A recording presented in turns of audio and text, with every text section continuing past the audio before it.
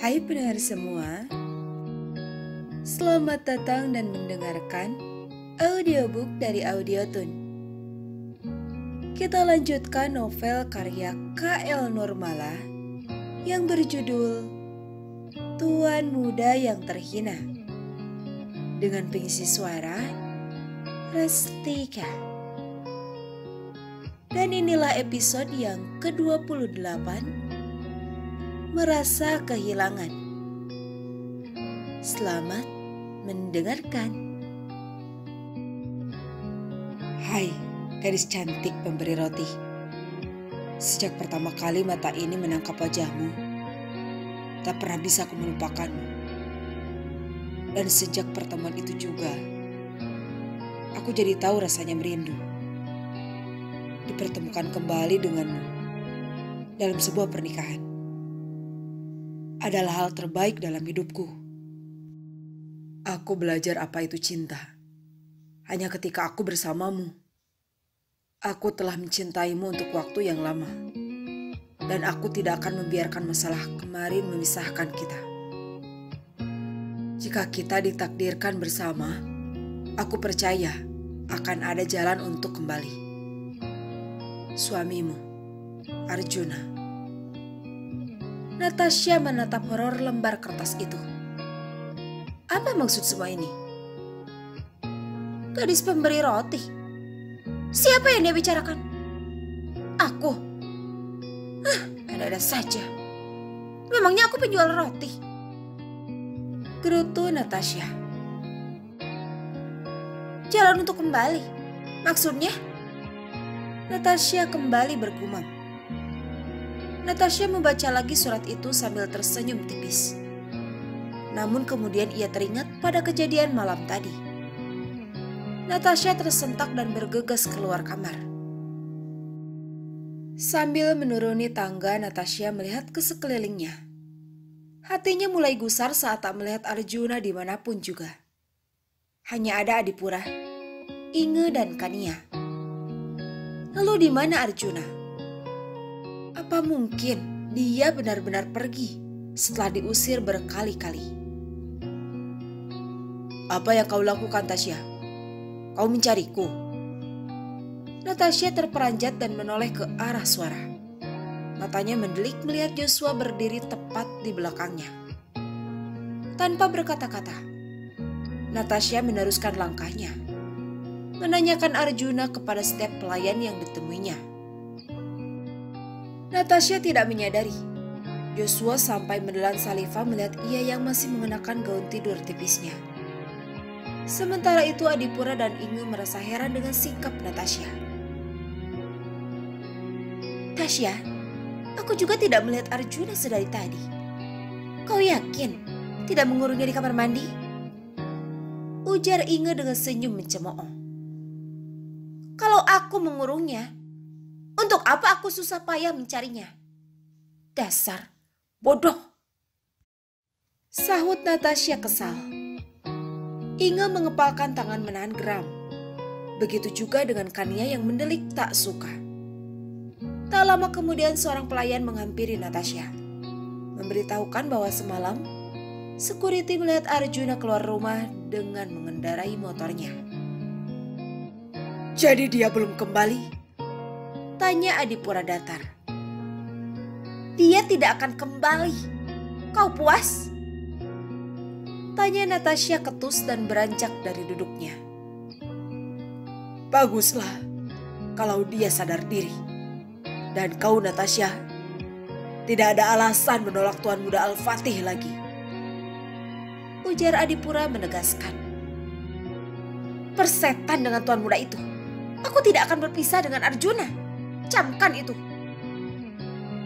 Berang Natasha dengan telunjuk mengarah pada sang ayah. Ia sudah muak mendengar permintaan Adipura. Natasha pun kembali ke kamarnya dengan hati yang kesal. Ish, ada apa dengan Natasha? Dia bahkan tidak bersikap sopan pada ayahnya sendiri. Anak durhaka. Umpat Inge pelan. Adipura mengeratkan rahangnya melihat sikap Natasha yang seperti itu. Sedangkan Arjuna bersorak mengetahui Arjuna telah pergi dari rumah tersebut. Joshua merasa kesempatannya mendapatkan Natasha kembali terbuka. Ia harus bergerak cepat sebelum tuan muda itu mendahuluinya. Sepanjang hari Natasha terlihat murung. Hilangnya Arjuna dalam kesehariannya membuat selera makannya juga hilang. Ia bahkan tidak fokus pada setiap angka dalam berkas laporan yang disuguhkan Rama. Sebagai orang yang sudah cukup lama mengenal Natasha, Rama tentu heran dengan sikap atasannya itu. Natasha yang tegas bahkan terkesan angkuh hari ini seperti kehilangan semangat dalam dirinya. "Nona, ada yang bisa saya bantu?" Tawa Rama memberanikan diri. "Ada kabar mengenai Irwan?" tanya Natasha malas. "Irwan bekerja di Al-Fatih Group, Nona," sahutnya. "Apa? Kau yakin?" Rama mengangguk pasti dan mengatakan bahwa Irwan menduduki posisi yang sama di perusahaan itu. "Menurutmu, haruskah aku datang ke sana dan memperingatkan orang aneh itu?" tanya Natasha.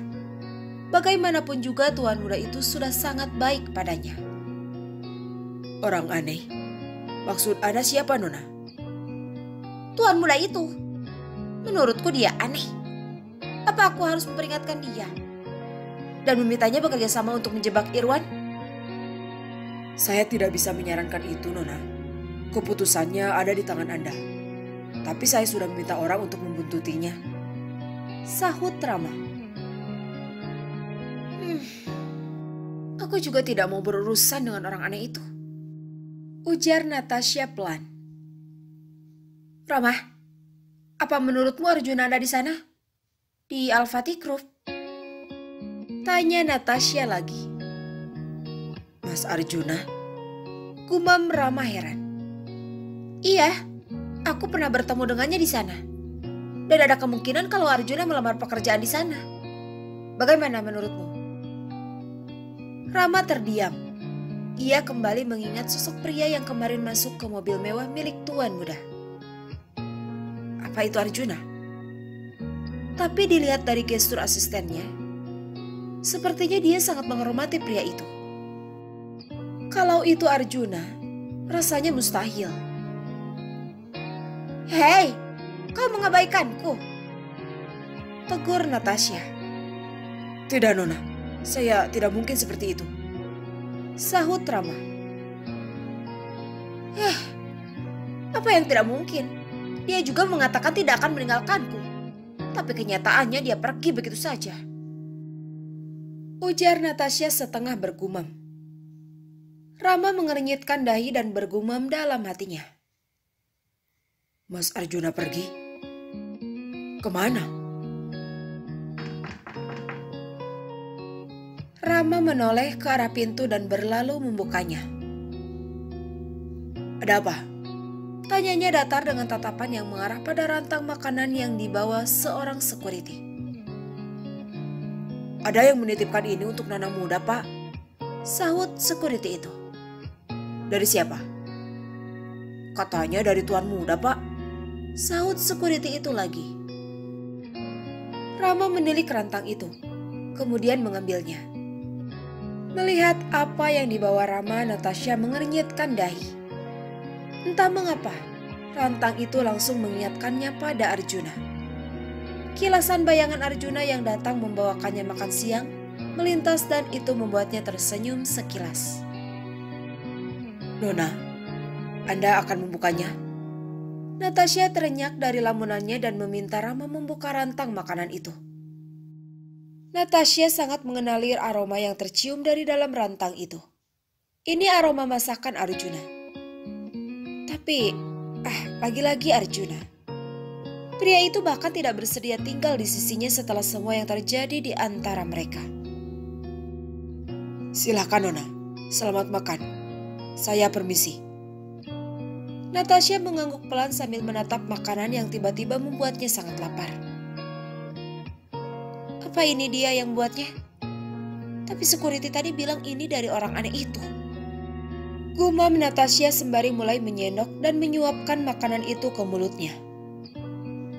Rasanya sama persis, tapi kemudian Natasha menepisnya. Bumbu masakan itu kan sama saja. Kalau menunya ini ya rasanya pasti begini. Tidak mungkin dia membuatkannya untukku. Masa bodoh, aku akan makan ini semua. Aku butuh tenaga untuk memarahi Arjuna kalau nanti malam dia pulang ke rumah. Gerutu Natasha sambil meneruskan suapannya. Tidak berbeda jauh dengan Natasha, Arjuna juga merasakan hal serupa. Hanya saja ia mengalihkan perasaannya dengan menyibukkan diri dalam pekerjaan. Tidak adanya Ahmed membuatnya sangat menyadari besarnya tanggung jawab yang ditanggung pria itu. Ketika terdengar suara pintu diketuk, Arjuna menoleh pada pintu yang dibuka Sani. Sikap asisten cantik itu terlihat sangat sopan dan menghormati tuannya. "Tuan muda, Anda belum makan siang?"